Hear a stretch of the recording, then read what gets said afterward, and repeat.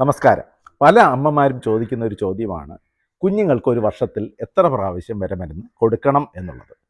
ശരിക്കും പറഞ്ഞു കഴിഞ്ഞാൽ നമുക്കതിന് കേന്ദ്ര ഗവൺമെൻറ് തന്നെ ഒരു തീരുമാനമുണ്ട്.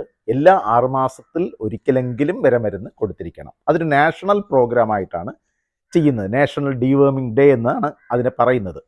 അനീമിയ മുക്ത് ഭാരത് അല്ലെങ്കിൽ വിളർച്ച വരാതിരിക്കാൻ വേണ്ടിയിട്ടാണ് ഈ ഒരു പ്രോഗ്രാമായിട്ട് ചെയ്യുന്നത്. എന്നാൽ ഇടയ്ക്കിടയ്ക്ക് വിരശല്യം ഉണ്ടെങ്കിൽ വീണ്ടും നമ്മൾ മരുന്ന് കൊടുത്തിരിക്കണം.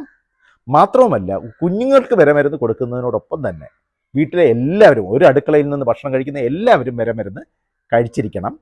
2 ആഴ്ച കഴിഞ്ഞ് അത് റിപ്പീറ്റ് ചെയ്യണം. കാരണം വിരയ്ക്ക് മരുന്ന് കൊടുക്കുമ്പോൾ വിരകളെ മാത്രമേ കൊല്ലാൻ സാധിക്കൂ, വിരകളുടെ മുട്ടകളെ കൊല്ലാൻ സാധിക്കത്തില്ല.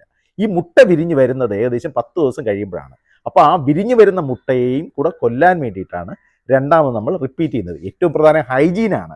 ഈ അറിവ് എല്ലാവർക്കും പറഞ്ഞു കൊടുക്കുക. നന്ദി.